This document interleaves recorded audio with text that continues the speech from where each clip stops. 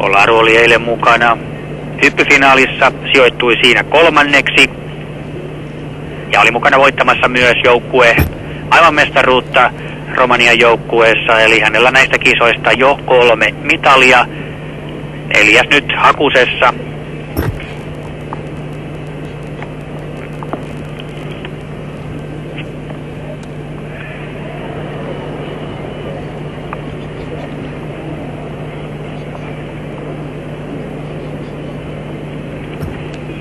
Olaru on selvästi pitempi kuin muut finalistit, mikä toisaalta tuo liikkeisiin näyttävyyttä, toisaalta vaikeuttaa suorittamista.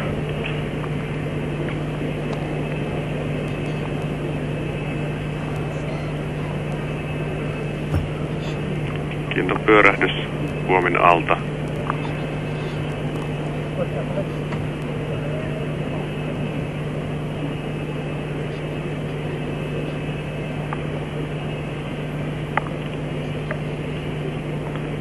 Sitten aivan puomin päähän, saadaan hyvä vauhti.